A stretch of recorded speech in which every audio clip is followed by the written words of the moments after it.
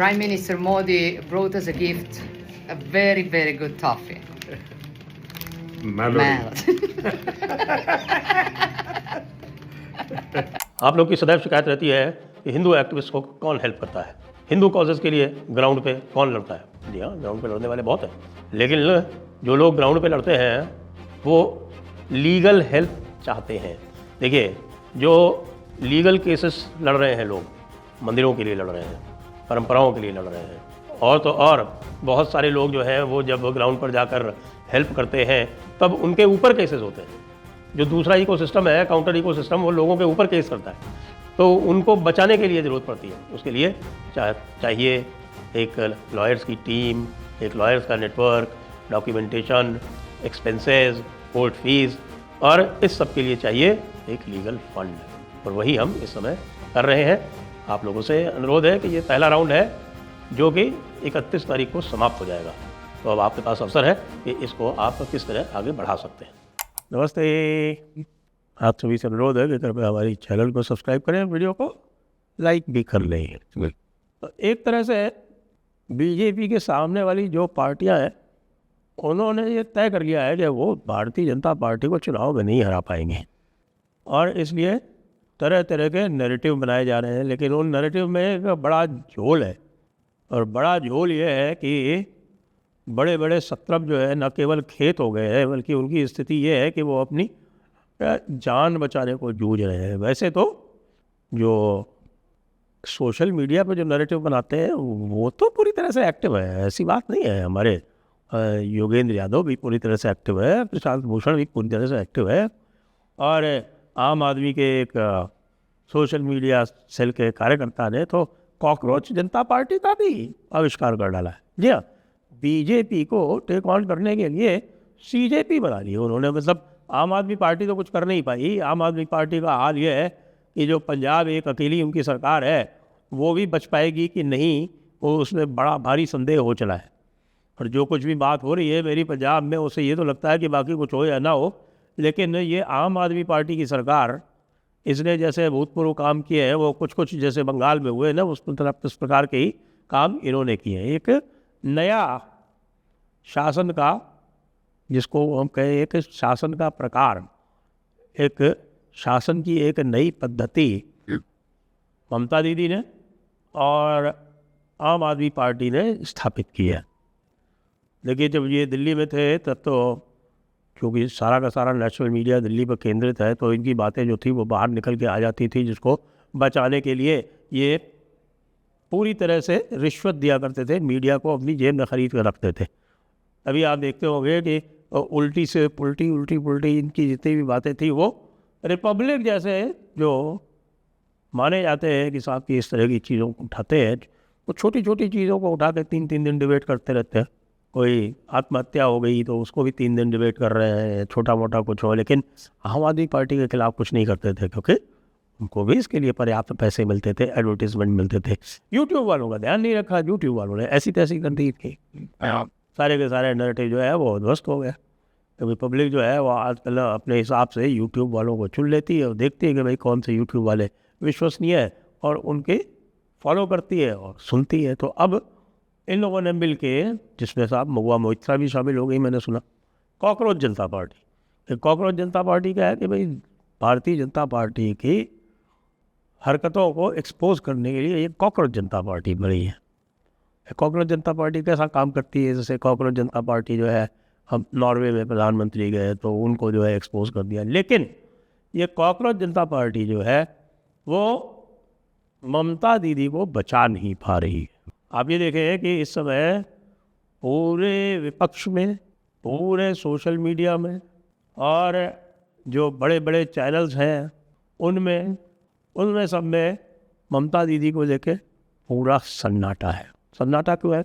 उस सन्नाटे का कारण है शुभेंदु अधिकारी, जो उन्होंने बुलेट ट्रेन की स्पीड से काम करना चालू किया है, और जिस तरह से उन्होंने ममता दीदी का पूरा जो स्कैंडल है, ये उनके जो 15 साल थे उनको ये कहा जाए कि ये डेमोक्रेसी के नाम पे स्कैम था, तो उस डेमोक्रेसी के नाम के स्कैम को जितनी तेज़ी से उन्होंने एक्सपोज करना आरंभ किया है, तो उससे ये सिद्ध हो गया कि भाई भारतीय जनता पार्टी को ये ध्यान रखना चाहिए कि जब अपने कोई मुख्यमंत्री बनाए तो इसी तरह का बनाए। उससे क्या होता है कि भाई अच्छा खासा नैरेटिव बन जाता है और लोगों को ये लगने लगता है कि हाँ भाई, जिस कार्य के लिए हमने इस सरकार को चुना था वो कार्य पूरे हो रहे हैं। तो ज़्यादा नहीं तो लेटेस्ट ले लेते हैं। लेटेस्ट ये है कि इतना पक्का हो गया है अब कि डायमंड हार्बर की सीट जो है वो खाली होगी। और वो खाली क्यों होगी? क्योंकि अभिषेक बनर्जी के लैंड डील्स का खुलासा हो गया है। अभिषेक बनर्जी ने 2024 में अपनी डायमंड हार्बर की लोकसभा की सीट जीतते समय जो एफिडेविट्स दाखिल किया था और जो उन्होंने अपनी प्रॉपर्टी के डिटेल्स दाखिल किए थे, उनमें इमूवेबल प्रॉपर्टी के नाम पे कुछ भी नहीं दिखाया था। मूवेबल प्रॉपर्टी दिखाई थी 2.3 करोड़ की। और अब 43 एक दो नहीं 43 प्रॉपर्टीज़ की लिस्ट जारी कर दी है शुभेंदु अधिकारी जी ने 43 प्रॉपर्टीज़ की जो लिस्ट जारी की है, उसमें ऐसी ऐसी प्रॉपर्टीज़ भी है जो अभिषेक बनर्जी ने कई सारे लोगों के साथ मिलकर खरीद रखी है, यहाँ तक कि शायोनी घोष के साथ भी है। और उस पर तो लोग मीम्स बना रहे हैं, उस पर तो तरह तरह के अब अलग अलग के नैरेटिव्स चल रहे हैं, मीम्स चल रहे हैं, सॉन्ग्स चल रहे हैं। और उस मेंशन का नाम भी रख दिया गया, उस नंबर लगाओ निकेतन। लगाओ निकेतन, अब लगाओ निकेतन का मतलब क्या है? अब आप हमने जो है वो उर्वर कल्पना को थोड़ा सा पंख दीजिए, जिससे वो पंख से उड़ के पता कर सके कि भाई अभिषेक बनर्जी ने शायोनी घोष को ये किस लिए ये लगाओ निकेतन गिफ्ट में दिया होगा। अभिषेक बनर्जी के आने के बाद में फिल्मी तारिकाओं की विशेष रूप से बाढ़ आ गई। एक शताब्दी रॉय भी है, ये भी है, हमारी शायोनी घोष भी है, पहले वो नुसरत जहाँ भी थी, और तरह तरह की तारिकाएँ जो है वो। अब उनका कहा जाता है भाई कोलकाता के भद्रलोक में चर्चा है, कोलकाता के सर्कल्स में चर्चा है, लेकिन कोई खुल के नहीं कह रहा है कि भाई इन लोगों की क्या क्वालिफिकेशन थी, इनको किस लिए सेलेक्ट किया जाता था, इन लोगों के किस लिए हाईलाइट किया जाता। वो कॉकरोच जनता पार्टी वाली महुआ मोहित्रा को तो हम जानते हैं अच्छी तरह से, क्योंकि वो तो एक जिसको हम कह सकते हैं कि अपने अलग किस्म की तारिका है। वो फिल्मों में अभिनय नहीं करती हैं, लेकिन वो आपके वास्तविक जीवन में अभिनय करती रहती हैं, तरह तरह के अभिनय करती रहती हैं। अब उन्होंने ये कॉकरोच जनता पार्टी में जाके एक नया अभिनय शुरू किया है, तो देखते हैं उसका क्या निकलता है। बाकी उनके कुत्ते का किस्सा तो सभी जानते हैं, और ये भी सभी जानते हैं कि वो घबराई हुई है, क्योंकि उनकी जो कृष्णानगर सीट है, उस कृष्णानगर सीट में 7 की 7 सीटें वो हार गई, 7 की 7। अब उनके पास दिखाने के लिए कुछ नहीं है। कृष्णानगर सीट में जब भी वो लड़ेंगी तो हारेंगी, ये की बात है। अब भाईपो का ये है कि भाईपो की 43 प्रॉपर्टी मिलने के बाद में और उनको उनके एफिडेविट में मैच करने के बाद में जो भी उनसे हारा था कैंडिडेट, अब वो जा सकता है और ये कोर्ट में इलेक्शन पिटीशन दायर कर सकता है कि साहब कि इन्होंने झूठा एफिडेविट दायर किया था। और झूठा एफिडेविट दायर करता है, उसकी लिमिटेशन तो होती है, लेकिन लिमिटेशन किस दिन से गिनी जाएगी? जिस दिन से ये जानकारी हुई उस दिन से गिनी जानी चाहिए।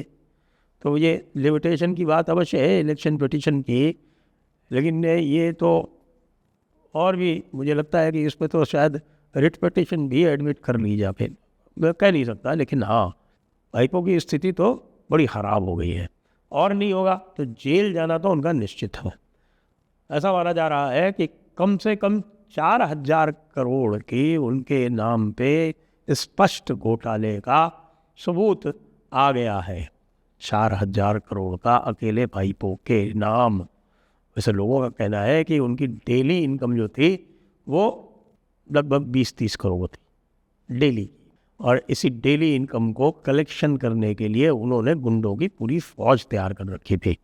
और चूँकि और कुछ तो था नहीं पश्चिम बंगाल में, तो वो हर एक व्यक्ति से, कोई छोटे छोटे बिजनेस करने वाले से लेकर और खोमचे वालों तक लेकर, रेहड़ी वालों तक लेकर, और आम जनता से लेकर, कहीं भी कोई भी कुछ होता था उसके हर ट्रांजैक्शन पे वो टैक्स वसूल करते थे, और वो टैक्स वसूल करके भाईपो तो पहुंचाते थे और ख़ुद भी रखते थे। ये जो है अब पूरा का पूरा खेला जो है वो खुला खेल हो गया, सबको पता चल गया।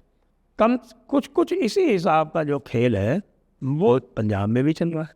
हालांकि पंजाब में चूँकि पब्लिक जो है वो थोड़ी रेजिस्ट करती है ज़्यादा, और वहाँ पे थोड़ा लोगों का मिजाज अलग है, तो ये जो खेल है वो दूसरी तरह से है, थोड़े से डिफरेंट है, लेकिन है फिर भी।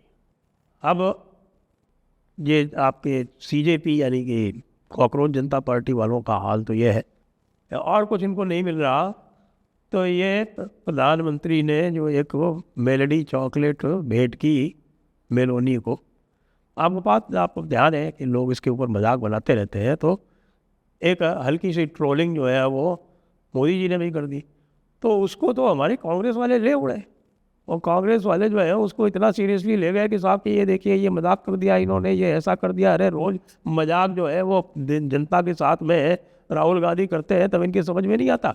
राहुल गांधी को लग रहा है कि साहब उन्होंने पता नहीं क्या कर दिया, उनको भी स्पष्ट दिखाई पड़ रहा है कि भाई 2029 में दाल नहीं गलने वाली। तो अब ये है कि उनके जो चेले चपाटे हैं उनको कह रखा है कि भाई चलो चारों तरफ पेट्रोल छिड़को। पहले भी यही कह रखा था पेट्रोल छिड़को, लेकिन वो पेट्रोल छिड़कने के बाद में उससे आग लगाने में थोड़ा डरते थे। उनको लगता था कि साहब कि हम आग क्यों लगाएं, जो हमें मिल सकता है उसे हम आग नहीं लगाएं। लेकिन अब उनको लगता है कि इनको नहीं मिलेगा तो इसे पेट्रोल छिड़क के चारों तरफ आग लगा दो। इस मूड में राहुल गांधी अब चले गए हैं, और इसी मूड में राहुल गांधी के चेले चपाटे चले गए। आज बहुत दिनों बाद हमने देखा कि पवन खेड़ा भी आए हुए हैं साहब मैदान में। यानी वो पवन खेड़ा जो फर्जीवाड़ा करते हुए, फर्जी पासपोर्ट बनाते हुए पकड़ा गया है, जिसकी पूछताछ चल रही है, वही बड़ी बड़ी बातें कर रहा है।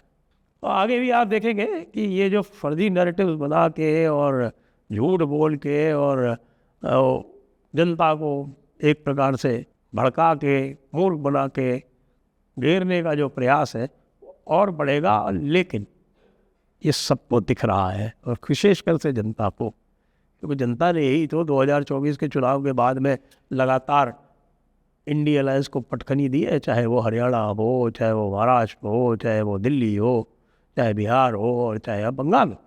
ये जो है वो केवल केरला और तमिलनाडु के बस के ऊपर कुछ दिनों तक नाच गा सकते हैं। बाकी सभी स्थानों पर, जिसमें तेलंगाना शामिल है, जिसमें पंजाब शामिल है, हिमाचल शामिल है, इन सभी स्थानों से इनका निष्कासन अब लगभग निश्चित हो चुका है। और इसीलिए आप बीजेपी के सामने सीजेपी यानी कॉकरोच जनता पार्टी को खड़ा हुआ देखते हैं। जय हिंद, जय भारत, वंदे मातरम।